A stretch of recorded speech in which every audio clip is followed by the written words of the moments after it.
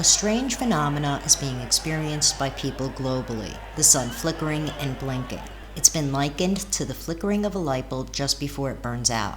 Some have postulated that the flickering may be a camera issue rather than the sun itself, autofocus or exposure settings adjusting when the camera is pointed directly at the sun. That, however, fails to explain people that are witnessing it and actually seeing it with their eyes. In 2009, physicist Gordon Watts wrote about the phenomenon on his blog after experiencing it while on a flight from Seattle to Geneva. His observation was of flickering that was also visible on a portion of the aircraft. After describing his experience, he concluded with, whatever it was very spooky. The sun is supposed to be rock solid. So what is happening with our sun? In 2012, it was reported that a huge portion of our sun had flown off and was hurtling towards Earth. While coronal holes are not unusual, something as large as this is unusual. Almost 2/3 of the sun was missing. When looking at the image, it's absolutely startling. Many say, well, that's just what it looks like through a filter, as if that would negate the fact that a large portion of the sun is gone.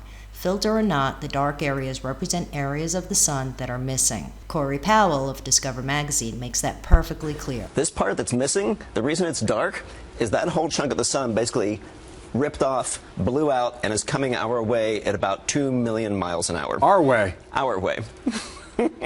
That doesn't sound good. Did we ever know this before? Or did we not take note of it? Well, we know it's really very recent that we've even been able to see these things. What this means is this is what the sun does all the time, and we don't really know why it does it. Using a comms razor here, that the simplest explanation is usually the correct one, I would say that huge portions of the sun missing could cause it to appear to be blinking or flickering. Strange anomalies have been found in images of the sun taken by NASA's Solar Observatory. Many, myself included, have speculated that these could be UFOs. Some seem to be using it as a source of energy. We can call it harvesting, for lack of a better word. They seem to be taking something from the sun. Some do indeed look like alien craft, while others look like they could be biological organisms. Look at this one seen in 2012. It could be a craft attaching cables to the surface to collect energy, but it's also reminiscent of a biological organism with tentacles possibly attaching itself to the sun. Now, is that possible? Perhaps.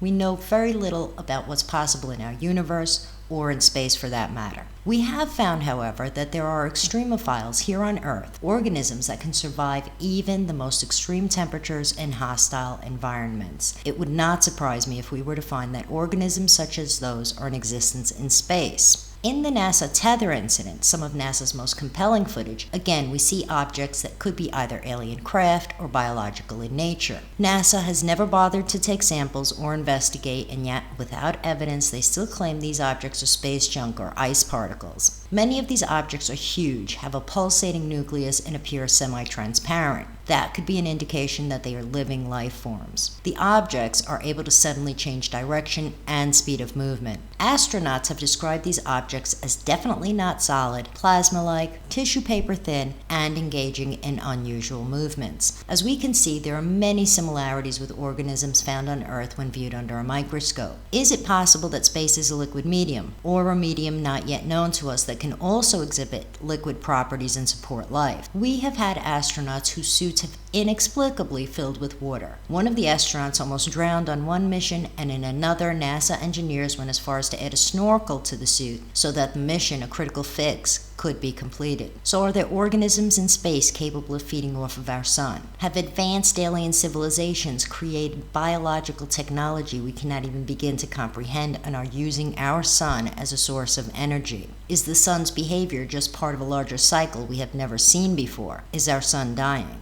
It shouldn't be, it's only middle-aged, but stars do die, and just like everything else, on their own schedule, not ours. Whatever the answers may be, we should look at all possibilities to better understand the world we live in, our universe, and thus ensure humanity's survival. As always, thanks for watching. Please take a moment to like, comment, and subscribe.